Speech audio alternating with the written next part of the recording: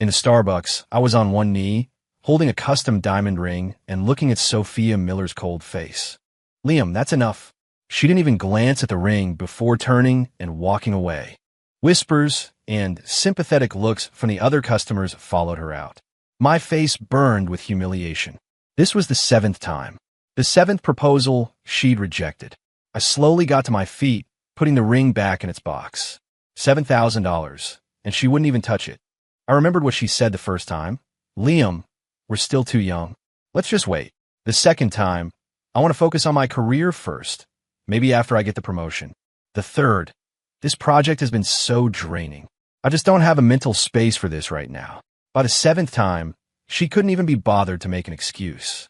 As I walked out of the coffee shop, my phone buzzed. An iMessage from Ethan Vance. Liam, strike out again? Haha, I told you Sophia was out of your league. Why don't you just stay on the back burner where you belong? I stared at the screen, and something clicked into place.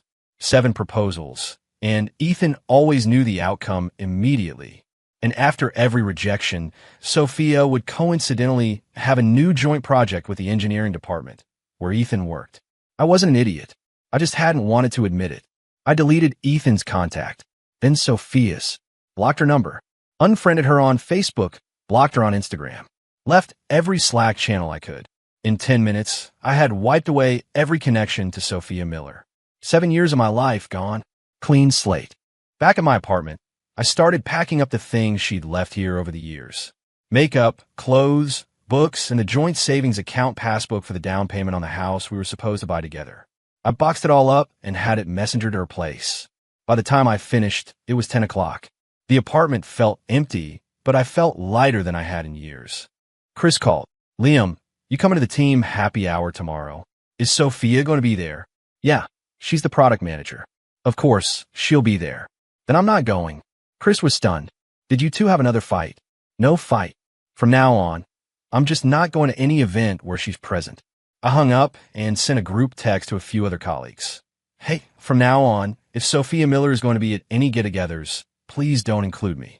Message sent. I lay down on my bed and, for the first time in a long time, fell into a deep, peaceful sleep. To the next day, I showed up to the office half an hour late on purpose. The product and tech departments were on the same floor, and Sophia's desk was right across the aisle from the main walkway. I used to always find excuses to accidentally pass by her desk just to talk to her. Today, I took the side entrance and went straight to my desk without even looking up.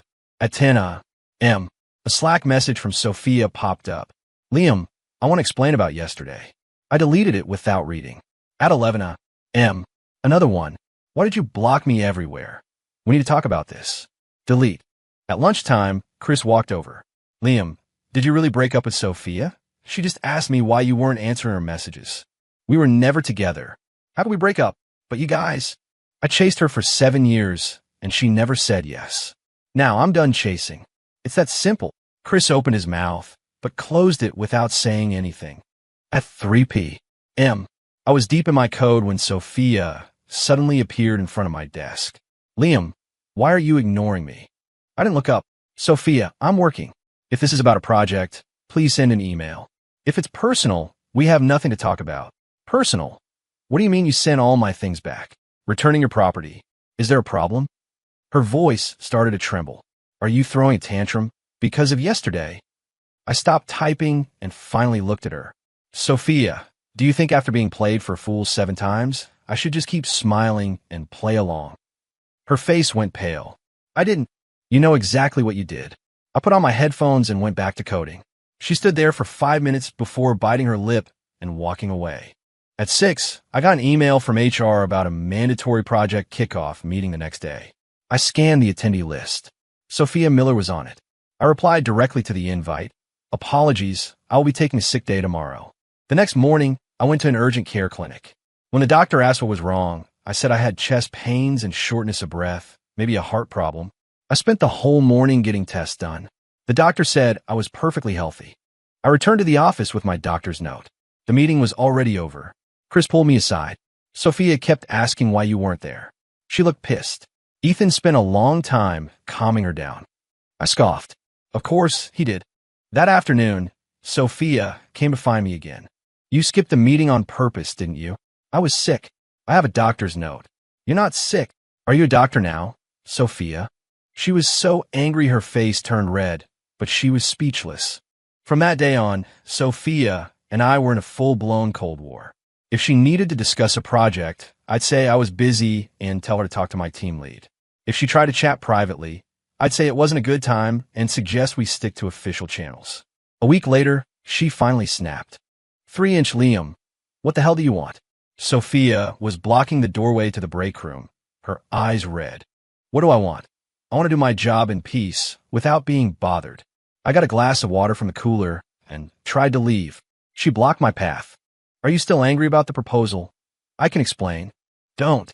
There's no need. Sophia, there's nothing between us. Please remember that. How can you say there's nothing? We've known each other for 7 years. Knowing someone for 7 years doesn't mean anything. I've known half the people in this office for that long. Tears started rolling down her cheeks.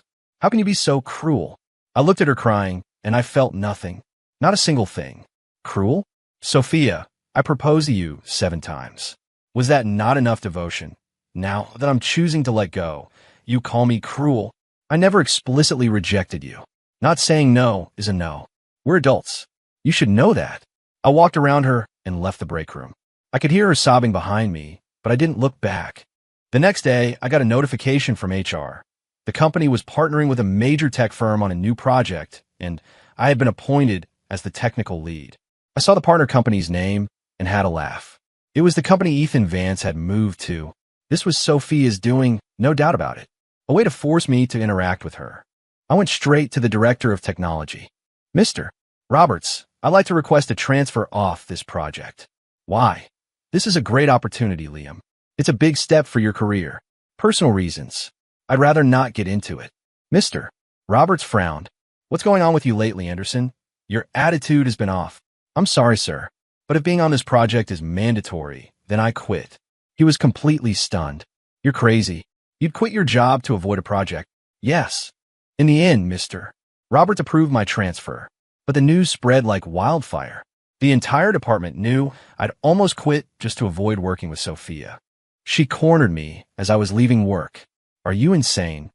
You'd throw away your job just to get away from me. If I can't get away from you, then yes, I would. She completely broke down. Liam, why are you doing this to me? I never did anything to hurt you. I stopped and turned to face her. You never hurt me? Sophia, do you really believe that? For 7 years, I remembered your birthday and got you a gift every single time. When is my birthday? She opened her mouth, but nothing came out. Where were you when I had the flu? Did you ever once check on me when I was working late into the night? I was busy with work. Busy enough to have dinner with Ethan. Busy enough to go to the movies with him. The color drained from her face. Sophia, I'm not a fool. 7 years of one-sided love. That's enough. I walked away without another word. I could hear her crying behind me, but my heart was a stone. For Sophia started trying to find me everywhere. She waited outside the office building, outside my apartment complex, and even followed me to the gym. Every time I spotted her, she would start crying and say we needed to talk. I never said a word. The moment I saw her, I'd turn and walk in the other direction. Chris couldn't stand it anymore. Liam, Sophia's going crazy looking for you. What is going on between you two? Why should I care if she's going crazy? But she told me she regrets everything and wants to start over with you. I laughed coldly. Start over? What right does she have to say that? What is it that you know? I looked at Chris and finally told him. She's in love with Ethan. Always has been. I was just a backup plan. No way. She texted with you every day.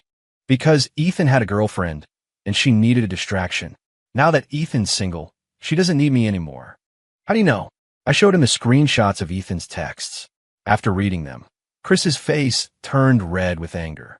That bitch and Ethan. I never knew he was such a piece of garbage, which is why I'm staying away. But the way Sophia is acting now, it seems like she really regrets it. Regrets it? What does she regret? That Ethan doesn't want her. Chris fell silent. That evening, as I walked out of the office, I saw Sophia standing on the corner. She had been waiting there every day for a week. Same pose, same spot. Today she looked exhausted. Her eyes were swollen, and her hair was a mess. The second she saw me, she ran over. Liam, Please, just listen to me. I ignored her and headed for the subway station. She followed me. I know I was wrong. I really know I was wrong. I walked faster. Liam, let me explain. There was never anything between me and Ethan. The proposals. I didn't mean to reject you. I stopped dead in my tracks and turned to her. Sophia, do you know what self-degradation is? She stared at me, confused. Chasing someone who doesn't love you for 7 years. That's self-degradation. I've been stupid enough. I'm not going to be stupid anymore. But I do love you. I laughed. You love me? Sophia, you don't even remember my birthday. What do you love about me? My money. The fact that I was good to you? Or did you just love the way I followed you around like a dog? Tears streamed down her face. No, that's not it. Forget it. I don't want to hear it. I turned and started walking again. She screamed after me. Liam, you can't do this to me. We have 7 years of history. I didn't look back. Those 7 years were my history, not yours. They had nothing to do with you. The next day, Sophia didn't come to work. Chris secretly told me she called in sick. I didn't react. I just kept working. Around noon, Sophia's roommate called me. Liam, Sophia's sick. She has a high fever and keeps calling your name. Then take her to the hospital. She refuses to go. She said she's waiting for you. Sorry, I'm busy. I hung up. In the afternoon, her roommate called 3 more times. I didn't answer. That evening, Chris found me. Liam, Sophia is really sick. You should go see her. She has nothing to do with me, but you're the only one she trusts right now. That's her problem. Chris, I mean it. From now on, don't tell me anything about Sophia. I don't want to hear it. Chris looked at me and sighed. You've really changed. I haven't changed. I've just woken up. The third day, Sophia's mother called me. Liam, Sophia is in the hospital. You should come see her. Mrs. Miller, Sophia and I are no longer in contact. What do you mean? Weren't you two about to get married? I paused. Mrs. Miller, did Sophia tell you we were getting married? She said you had proposed, and she said yes. A bitter laugh escaped my lips. Ma'am, she rejected me 7 times. There was a long silence on the other end of the line. Liam, regardless, Sophia is very sick. The doctor said we need a family member to sign some forms. Her father is out of town on business, and I'm here alone. Mrs. Miller, I'm not her family. She has a boyfriend. You can call Ethan Vance. What boyfriend? Sophia doesn't have a boyfriend. She only has you. I close my eyes. Mrs. Miller, the person Sophia loves is Ethan Vance, not me. She may not have told you, but it's the truth. I hung up the phone. It immediately rang again. I turned it off. When I got home that night, there was a pile of stuff outside my door. All kinds of fruit baskets, supplements, and an envelope. The letter was from Sophia, her handwriting shaky, clearly written from a hospital bed. Liam, I know you're angry, but please give me one more chance. I know I did a lot of things wrong, but I have never not loved you. I rejected your proposals because I was scared, not because I didn't love you. I was afraid I wasn't good enough for you, afraid I'd disappoint you after we got married. Please forgive me. I really can't lose you. I read the letter, tore it into pieces, and threw in the trash. Then I carried all the baskets down to the dumpster.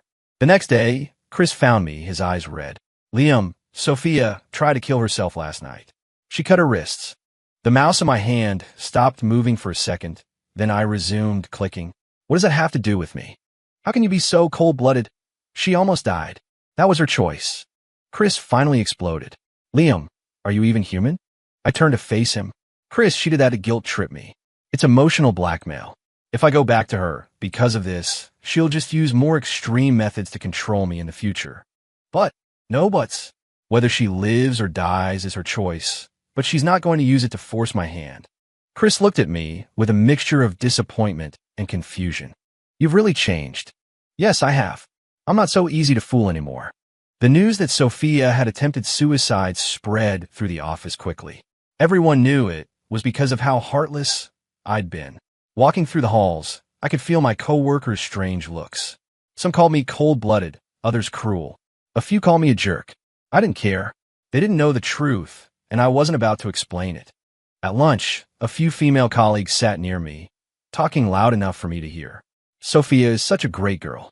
How could Liam do this to her? I know, right? 7 years together, and he just throws it all away. No conscience. I heard she's still in the ICU, and Liam hasn't even gone to see her once. I kept eating as if I hadn't heard a thing. That afternoon, Sophia's father came to the office to see me. He was a kind, gentle man who had always been good to me. He used to say he'd watch me grow up. Liam, you've heard about Sophia, haven't you? I have. She's not in a good state. She keeps calling your name. The doctors say she has severe depressive tendencies and needs her family around her. Mr. Miller, I'm not her family. He looked taken aback. But Sophia said you two were already.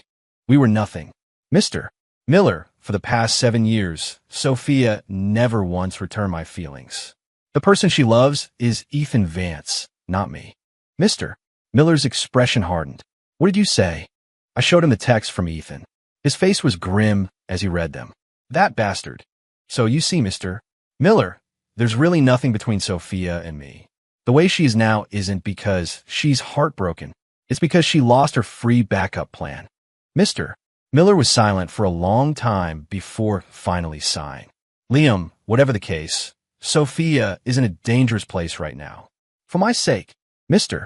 Miller, if I go back now, she'll think these extreme tactics work, and she'll only get worse in the future. It won't do her any good. But her condition, someone will take care of her. Isn't Ethan Vance so concerned about her? Let him do it. Mr. Miller looked at me, his eyes filled with disappointment and helplessness. You're really not going to reconsider?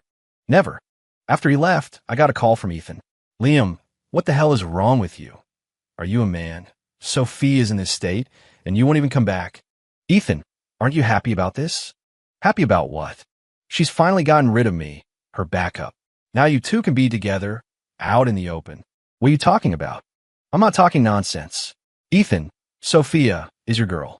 Her life and death have nothing to do with me. I hung up and blocked his number. That night, my mom called. Liam, Sophia's mother just called me. She said Sophie is in the hospital and wants you to go see her. Mom, there's nothing between Sophia and me anymore. How can you say that? Didn't you two grow up together? Growing up together doesn't mean anything. Mom, I have my own life now. I don't want to be bothered by her anymore. But the poor girl is. Mom, I've made my decision. From now on, don't tell me anything about Sophia. My mom sighed on the other end. Son, how did you become so heartless? I'm not heartless, Mom. I'm just finally seeing things clearly. I hung up and suddenly felt exhausted.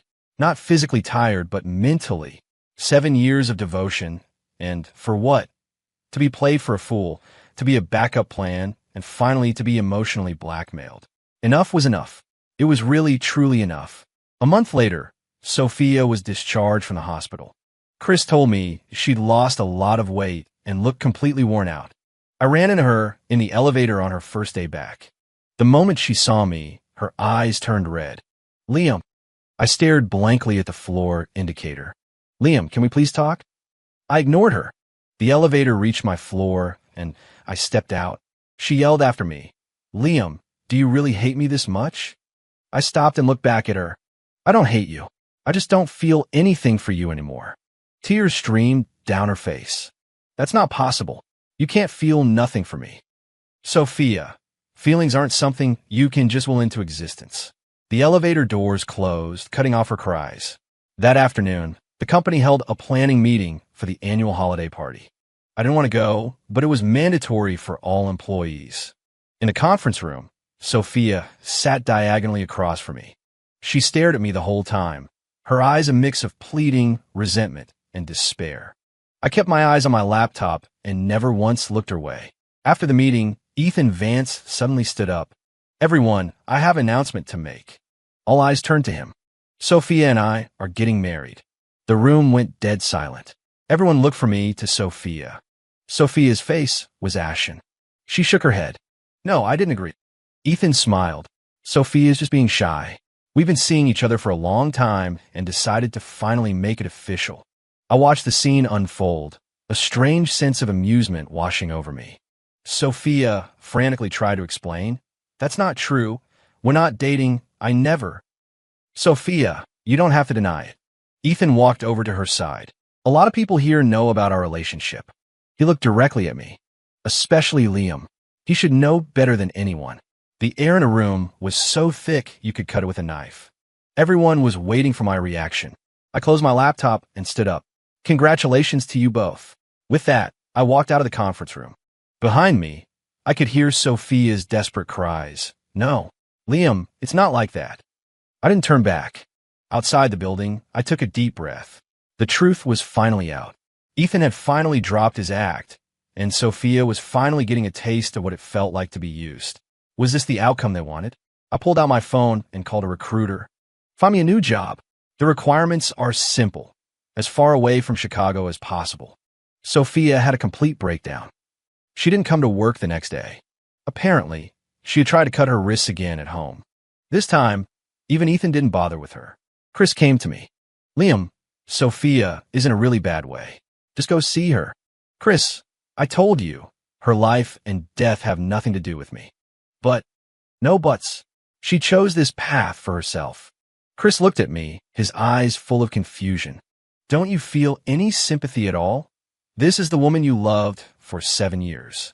I smiled. The woman I loved for 7 years? Chris, she was never my woman. How can you say that? Because it's the truth. I loved her for 7 years while she was in love with someone else. Now that he doesn't want her, she suddenly remembers how good I was and wants me back. On what grounds? She knows she was wrong now. And knowing she's wrong means I have to forgive her? Chris, some mistakes can't be forgiven. Chris said nothing more. He probably understood then that I was never going back. That night, Sophia's mother came to my apartment. She was crying hysterically. Liam, Sophia is dying. The doctor says she has severe depression. If this goes on. Mrs. Miller, I know you're worried about Sophia, but I can't help her. How can you not help? You're the only one she cares about. If I was the only one she cared about, why did she turn me down 7 times? Her mother froze. Mrs. Miller, Sophia is in love with Ethan Vance. She told him so herself. I was just a backup, a means to an end. That's impossible. Since she was a little girl, Sophia has always what? Thought of me as a brother, a friend, a free chauffeur, and 18. Her mother's expression changed. Liam, how can you talk about Sophia like that? Because it's the truth. Mrs. Miller, you know your daughter better than I do. I stood up. I have things to do, ma'am. I won't keep you. After she left, I started packing. The recruiter had already found me a job in Austin, over 1,000 miles away. Halfway through packing, Ethan showed up. Liam, we need to talk. We have nothing to talk about. Are you just going to stand by and watch Sophia die? I sneered. Ethan, why should I care if she dies? Isn't she your girlfriend? Why are you coming to me instead of saving her? Or what? Are you tired of playing with her and want to push her back on me? Ethan's face flushed. What are you talking about? You know exactly what I'm talking about.